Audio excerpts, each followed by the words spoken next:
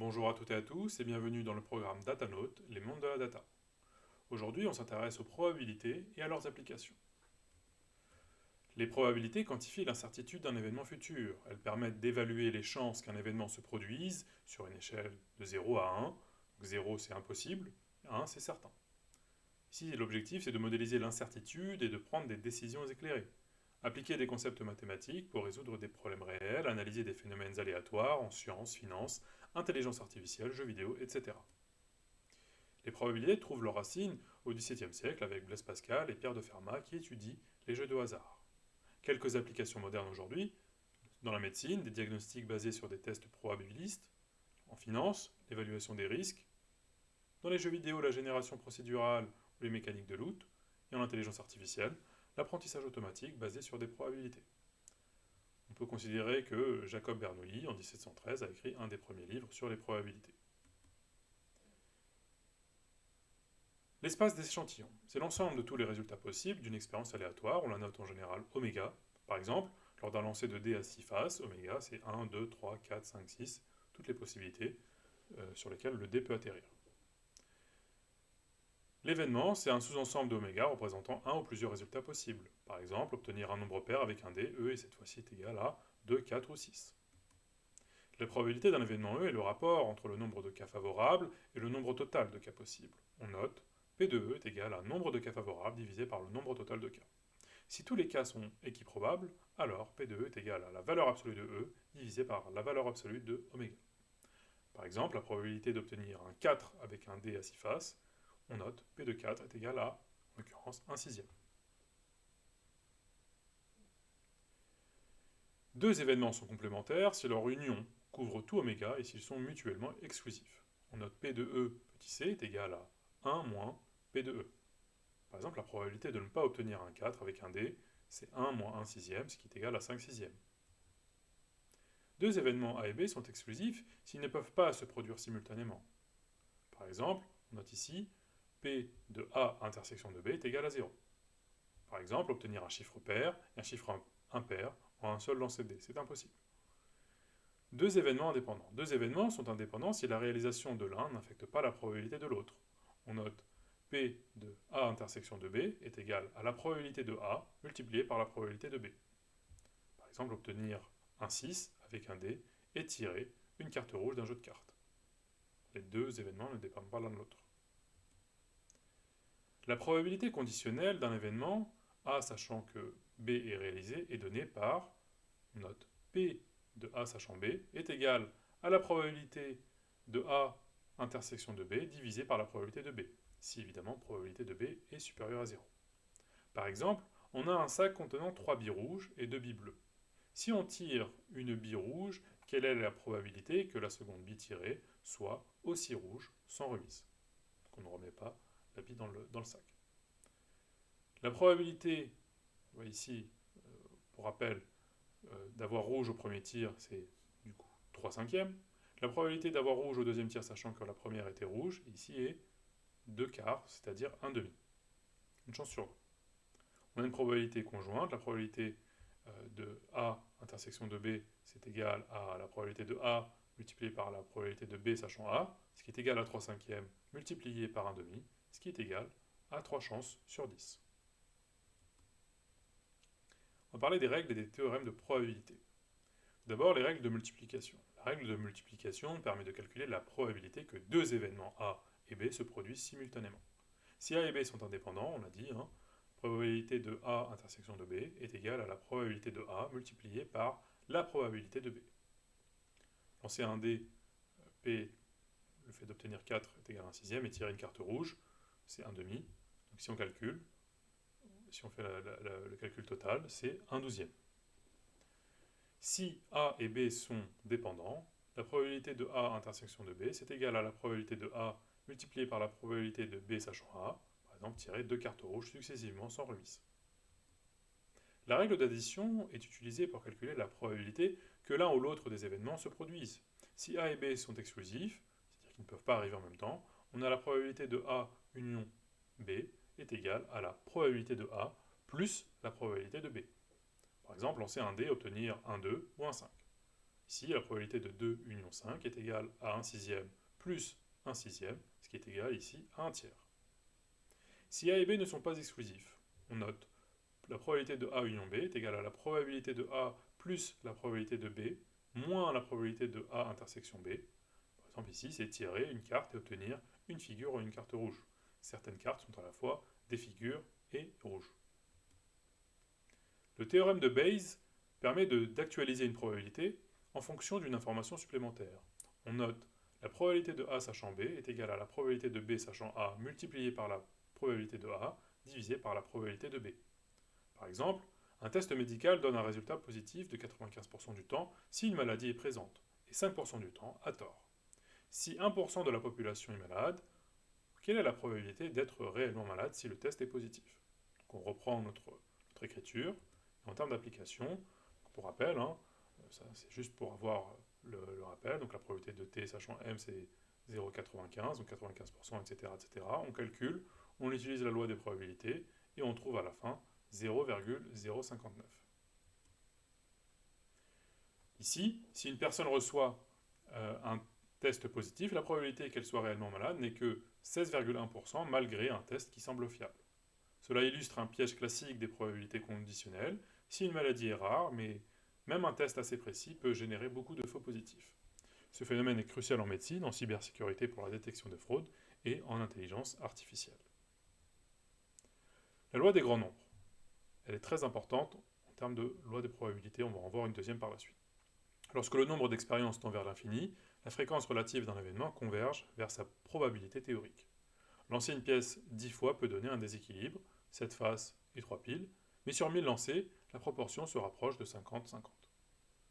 Ça justifie l'utilisation de statistiques en sciences, et ça montre pourquoi un échantillon trop petit peut être trompeur. Le théorème central limite est très important, c'est le E égale MC2 de la loi des probabilités. Donc le théorème central limite stipule que pour un grand nombre d'échantillons, la moyenne d'une variable suit une distribution normale, même si la population de départ ne suit pas une loi normale. Ça justifie l'utilisation de la loi normale en statistique, et c'est fondamental en machine learning et en tests statistiques. Par exemple, si on prend 100 échantillons aléatoires de taille 50 sur une population quelconque, leurs moyennes suivront une courbe en cloche. On va parler de la distribution des probabilités. Tout d'abord, il y a les distributions discrètes. Ça concerne des valeurs, des variables qui prennent un nombre fini ou dénombrable de valeurs. Par exemple, un lancer de dés, un nombre de buts marqués dans un match. On peut avoir des distributions continues. Ça concerne des variables qui prennent un nombre infini de valeurs dans un intervalle donné, le temps d'attente, la taille d'une personne, etc. Commençons tout d'abord par la loi la plus simple de probabilité, c'est la loi de Bernoulli.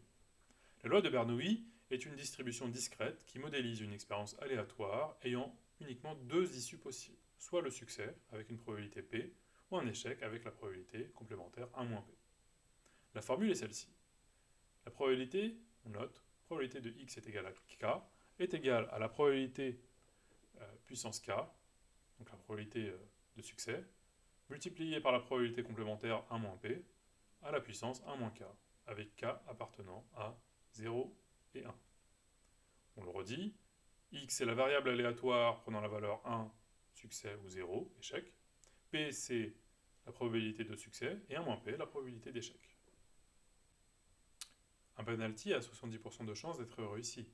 Quelle est la probabilité qu'un joueur marque un but sur tir au but? On note P de x est égal à 1 est égal à 0,7. Donc la probabilité que le joueur marque, évidemment, c'est évidemment 70%. De même, la probabilité qu'il rate est P de x est égal à 0, ce qui est égal à 0,3 puissance 0, multiplié par 1 moins 0,3 puissance 1, ce qui est égal à 0,3. Donc la probabilité qu'il rate est de 30%. La loi binomiale modélise le nombre de succès dans une série de n essais indépendants ayant chacun une probabilité P de succès. En fait, c'est une généralisation de la loi de Bernoulli. La formule de la loi binomiale est celle-ci. On va expliquer un peu les termes. Donc P de x est égal à k, c'est la probabilité d'obtenir exactement k succès sur n essais. N, c'est le nombre total d'essais. K, c'est le nombre de succès recherchés. Petit p, c'est la probabilité de succès à chaque essai. 1 moins p, c'est la probabilité d'échec à chaque essai. Et ce qu'on a entre parenthèses parle de coefficient binomial. ça représente le nombre de façons de choisir k, succès parmi n essais. Et donc la formule, pour le calculer, c'est factoriel de n divisé par factoriel de k multiplié par n-k factoriel. Prenons une équipe de jeux vidéo qui participe à 10 compétitions, avec une probabilité de victoire de 60% à chaque match, donc P est égal à 0,6. Quelle est la probabilité qu'elle remporte exactement 7 matchs? On n'a plus que la formule, et à la fin du calcul, on trouve que la probabilité que l'équipe gagne exactement 7 matchs sur 10, en supposant une probabilité constante de victoire de 60%, est d'environ 21,5%. La loi de Poisson modélise le nombre d'événements qui se produisent dans un intervalle donné, temps, espace, volume, lorsque ces événements sont rares mais nombreux à long terme. Elle est souvent utilisée pour des événements indépendants qui se produisent à un taux moyen constant. Pour décrire cette formule pour la distribution de Poisson, donc on a grand X, c'est le nombre d'événements observés, lambda, c'est la moyenne du nombre d'événements par unité de temps ou d'espace, petit e, c'est la fonction exponentielle, pour rappel, e, c'est la constante de l'air d'environ 2,718, et k, point d'exclamation, c'est le factoriel de k, soit k fois moins k-1, etc. jusqu'à 1. Un exemple, un centre d'appel reçoit en moyenne lambda égale 5 appels par heure. Quelle est la probabilité de recevoir exactement 3 appels en 1 heure? On applique notre calcul et on trouve que la probabilité de recevoir exactement 3 appels en 1 heure est donc environ de 14%. La loi normale est une distribution continue qui modélise de nombreux phénomènes naturels, qui est très importante dans la nature, caractérisée par une moyenne et un écart type. Elle aussi est appelée la courbe de Gauss. On a une densité de probabilité qui est celle-ci, voici la formule.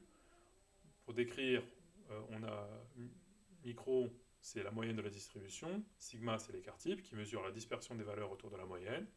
En termes de propriété, la courbe est symétrique autour de la moyenne. On a 68% des observations qui sont dans l'intervalle de la moyenne moins l'écart type et de la moyenne plus l'écart type, et 95% des observations qui sont dans l'intervalle la moyenne moins de l'écart type et la moyenne plus 2 fois l'écart type. Pour avoir une application, les notes d'un examen suivent une loi normale avec une moyenne de 12 et un écart type de 3. On peut se poser la question, quelle est la probabilité qu'un étudiant ait une note entre 9 et 15? On normalise grâce à la formule du z-score. La formule du z-score, c'est on prend la valeur d'une donnée moins la moyenne et on la rapporte à l'écart type, donc sigma. Donc on calcule Z1 et Z2, on trouve Z1 égale moins 1 et on trouve Z2 est égal à 1. En utilisant une table de la loi normale, on trouve que P, quand il est compris entre moins 1 et 1, c'est 0,68. Donc la probabilité qu'un étudiant obtienne une note entre 9 et 15 est de 68%. La loi uniforme. Tous les événements d'un intervalle donné ont la même probabilité d'occurrence.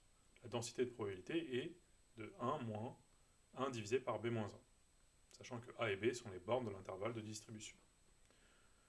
Pour calculer la probabilité entre deux bornes, A' et B', avec A et compris entre A' et B' et compris avec B, pour calculer la probabilité qu'une variable x suive une loi uniforme sur AB, prennent une valeur comprise entre A' et B', on utilise la fonction de répartition qui est celle-ci, ça fait à la fin B' moins A' divisé par B moins A. Justement, quand on l'applique, si une application génère un nombre aléatoire, par exemple, en exemple entre 0 et 10 de manière uniforme, quelle est la probabilité qu'un nombre généré soit compris entre 2 et 6? On fait notre petit calcul, ça fait 6 moins 2 divisé par 10 moins 0, on trouve 4 dixièmes. Donc on trouve que la probabilité qu'un nombre tiré soit entre 2 et 6 est de 40%. La loi exponentielle modélise le temps d'attente entre deux événements successifs dans un processus de Poisson. La densité de probabilité est celle-ci, c'est lambda exponentielle de moins lambda x, avec lambda étant le paramètre de la loi correspondant ici au taux d'occurrence des événements. Un site web, par exemple, reçoit en moyenne 5 visiteurs par heure. Quelle est la probabilité qu'un nouveau visiteur arrive dans moins de 10 minutes? Le taux d'arrivée des visiteurs ici, lambda est égal à 5 visiteurs par heure, soit lambda est égal à 5 divisé par 60, ce qui est égal à 1/12 de visiteurs par minute. On fait notre calcul et on arrive avec la probabilité qu'un visiteur arrive en moins de 10 minutes est de 56%. Parlons d'espérance et de variance. L'espérance mathématique, on note ici E de x, ça représente la valeur moyenne d'une variable aléatoire, c'est la moyenne en fait dans le cas de la probabilité, lorsqu'on répète une expérience un grand nombre de fois. Pour une variable discrète, on note E de x est égal à la somme des xi fois la probabilité que l'événement xi se produit. Pour une variable continue, on va utiliser une intégrale, ça va être l'intégrale de entre moins infini et plus infini, que x se produit avec la fonction en question.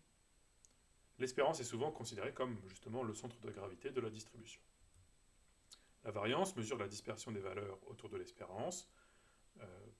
Pour rappel, la définition de la variance, et on écrit var de x, c'est égal à l'espérance entre x moins l'espérance de x, le tout au carré, et quand on développe, on trouve que c'est égal à l'espérance de x au carré moins l'espérance de x au carré. L'écart type, ce n'est rien d'autre que la racine carrée de la variance. Plus la variance est grande, plus les valeurs de x sont dispersées autour de la moyenne. Quelques propriétés, tout d'abord la linéarité de l'espérance. Si on note l'espérance de ax plus b, eh ben, c'est égal à a fois l'espérance de x plus b. L'espérance de la somme, si on a l'espérance de deux variables, donc x plus y, on trouve c'est l'espérance de x plus l'espérance de y. On a aussi l'additivité de la variance. Si x et y sont indépendants, la variance de x plus y, c'est égal à la variance de x plus la variance de y. On peut avoir ici, dans ce petit récapitulatif, les espérances et les variances des lois spécifiques qu'on a vues précédemment, donc la loi de Bernoulli. Donc on voit que l'espérance, dans le cadre de la loi de Bernoulli, l'espérance que l'événement x se produit, c'est égal à P, donc la probabilité que x se produit. La variance de x, c'est P multiplié par 1 moins P. Pour la loi binomiale, c'est n fois P. Et pour la variance, ça va être n fois P fois 1 moins P. Pour la loi de Poisson, l'espérance de x est égale tout simplement à lambda. Et pour la variance de x, c'est égal aussi à lambda. Pour la loi normale, c'est égal à la moyenne. Et pour la variance de x, c'est égal à la variance. Pour la loi uniforme, c'est égal à a plus b divisé par 2 pour l'espérance. Et pour la variance, c'est égal à b moins a, le tout au carré divisé par 12. Pour la loi exponentielle, l'espérance de x, c'est égal à 1 moins lambda, 1 divisé par lambda. Et pour la variance de x, c'est égal à 1 divisé par lambda au carré. Parlons de covariance et de corrélation. La covariance entre deux variables aléatoires, x et y, on note cov de x et y, c'est égal à l'espérance de x moins l'espérance de x, multiplié par y moins l'espérance de y. En termes de corrélation, donc là, avec une normalisation de la covariance, on note ρ de x, y, c'est la covariance de x et de y, divisé par l'écart type de x, multiplié par l'écart type de y. Quelle interprétation? C'est comme la corrélation qu'on a vue, la corrélation de Pearson. Si ρ est supérieur à 0, x et y sont corrélés positivement. Si ρ est inférieur à 0, x et y sont corrélés négativement. Si ρ est égal à 0, x et y ne sont pas corrélés. On peut parler aussi des moments d'une distribution. Un moment d'ordre k, qu'on note en général E, entre parenthèses x puissance k. On a un moment centré d'ordre k qui est égal à E, donc l'espérance de x moins E x puissance k. Un moment d'ordre 2, on va parler ici de la variance, si c'est la puissance 2. Un moment d'ordre 3, ça nous intéresse pour l'asymétrie, c'est la mesure du skewness, justement. Et un moment d'ordre 4, c'est le kurtosis, c'est pour mesurer, globalement, l'aplatissement ou non d'une distribution. Voilà, ce cours est terminé, et je vous dis à tout de suite pour un prochain cours.